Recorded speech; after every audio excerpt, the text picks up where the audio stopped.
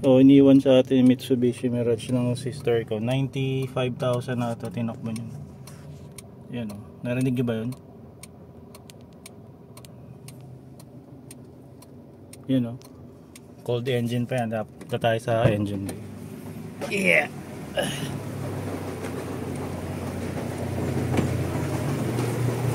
Evo Evo 3. Ito o, yan, dito yung nakita ko. Ito mga parang sa airbox nya or sa engine cover. Siguro sa sobrang vibrate nya, parang naputol na siguro yung lock or nawala yung pin. Di ko alam. Tingnan ko na lang kung kayang ayusin. Lakas eh. Akala ko sa engine support nya dati, hindi pala. Pero manginig talaga to, 3 cylinder. Yung sa minivan ko 3 cylinder, pero hindi ganitong panginig eh. Feeling ko kailangan ng palitan engine support nito. Lakas eh. Sa mga naka-Mirage yan, sa tingin nyo kailangan ng palitan engine support? Yun o, pati yung kamay ko nanginginig o. Yun o, pag binitawan ko yan, grabe. So subukan ko ayusin to habang wala pa sila. Sana maayos ko. So nilinis ko lang din yung makina nito konti. Tayin ko muna. Tingnan natin kung sobra galit. So ito yung bolt niya, nalawangan ko na. Parang ayaw niya na sumikip. O hindi ko alam kung sobrang haba nito, baka hindi na ito yung original. So try kong palitan ng iba. Mas maliit, tapos may flat washer. Sana gumana to. Itong lock nut hindi natin gagamitin yan. Kaya kabit ko muna. Allen wrench type na lang kinabit ko. Pang ano to eh, pang license plate, pero kasi mas maikli din to ng konti. Hindi ko alam kung original yung kinabit nito kasi parang ayaw sumikip. Parang naka washer na lang siya, kaso isa lang din yung nilagay. Sana gumana to. Maluwang pa din, wait lang. So yan, binalik ko yung original bolt nya. Hindi gumana kahit yung ganito ko. Kahit maikli, ganun pa rin, maluwang pa rin. Then ito pinalit ko, nawala yung alog, pakita ko sa inyo. Yan. So binalik ko yung original yan. Kahit lagyan kong washer, ganun pa rin pati dito. Pero nawala na yung alog, 'di ba? Mas effective yan kung maglalagay kayo dito ng parang flash band or duct tape na black, kasi butas na to eh. Sa case nito ewan ko sa inyo, baka buo. So ito, nawala yung alog, nilagyan ko cable tie dito. Ayun, nakatago oh. Yan, nawala na yung alog nya, andyan lang. Hindi ko na pinutol para pag may magbabaklas makikita nila, pero nandito lang yung sa ilalim. Yan, tago ko dyan. Yan, tama ha, wala no, di na maalog.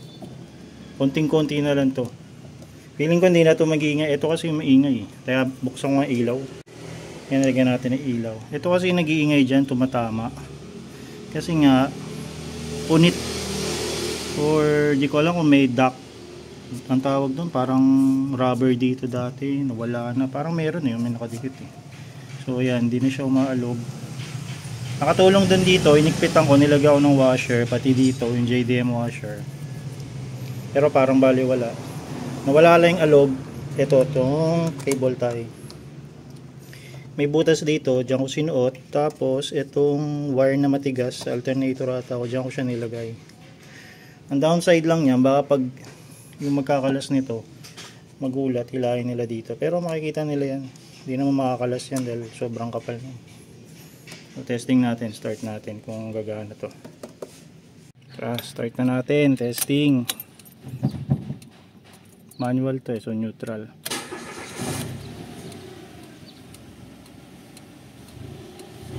Dapat meron na yan. Mukhang solve na. Ano tayo doon? Sa instant lang lalabas yun. Silensyo. Ay, meron pa rin. Marinig yan. Kapigin natin. Yun o, meron pa rin, pero hindi na katulad dati, sobrang lakas. Ito talaga yun. Pag dinihin mong ganyan, wala. Kailangan to nakadikit yan dito. Flash band siguro or cable tie ng ganun, pwede. Nabawasan, success. So, balik siya, pero hindi na katulad dating sobra ingay. Pero pag to may cable tie dyan, sure yan, wala na. Alam, maluwang talaga yung bolt eh. Itong housing, kahit masikip na yung bolt, maluwang pa rin. Ayun, pag ginalaw ko dito, ayun, balik siya oh.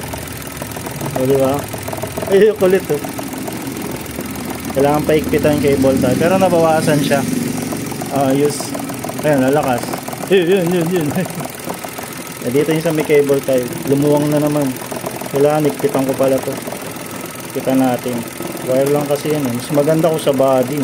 Wala lang tayo makitaan. Dito talaga oh. Pero tumimik din ng konti. Kanina sobrang lakas eh. Dito kailangan mapagdikit to. Hanap pa tayong iba. Maganda yung wala na talaga. Yan, parang ganyan. Pagtagal bumabalik. Kulang pa. So yan, ginalikan ko to. Hindi ko na tinanggal yung cable tie. Maganda naman secured siya rito. Nga lang, puputulin ito pag tatanggalin to. Then eto, may cable tie na pala dati. Ito dati na to eh. Siguro para umigpit to kaso hindi kinaya. So naglagay akong cable tie. Ito. Dalawa yan. Dito may butas. Yan. Tapos dito siya nakaklamp. Solid to. Sana hindi na umalog, pero sobrang tigas niya no. Hindi na siya alog sa tingin ko So testing natin, start natin. So mga boss, mo ang nadali na. Wala na eh. Nantay ko na to kanina pa, hindi pa rin bumabalik. Eto, secured na siya ron, masikip na kasi nakapasok na siyang ganun. Wala no. Tapos ito pa, may support pa rito. Tagal na. Ni-rev ko na rin to kanina. Siguro malaman lang to pag bimahin ng malayo. Tanong ko na lang sa kapatid ko. Pero ito parang dito talaga siya galing. Diyan. O baka kailangan palitan na rin yung engine support nito. Kasi sobrang alog eh. Yun eh. Alog oh. Oh. Diba? Ayan, bumabalik. Pero hindi ganun kalakas. Dito naman galing na. Pero yan lang yung quick fix ko dyan. Fans naman tagal. Kayo, ano ba quick fix nyo? Kung ganyan din issue nyo, share nyo naman kung paano nyo naayos para maayos din namin to. Siya, yan ang muna. Lagi ko naririnig to. Pag pupunta siya dito, sobrang lakas. Kaya alam ko siya na yun eh. Dahil talagang malakas. Ngayon, may ina na. Hindi na ganun kalakas. Alright. Cable tie lang pala, pwede na. Kaso pag uminit to, baka malusaw. Hindi naman siguro. Kasi dating may cable tie na dito eh. Kinulang lang. Alright. Pag ganyan din issue nyo, share nyo naman paano nyo naayos mga boss. Mirage na 3-cylinder hatchback.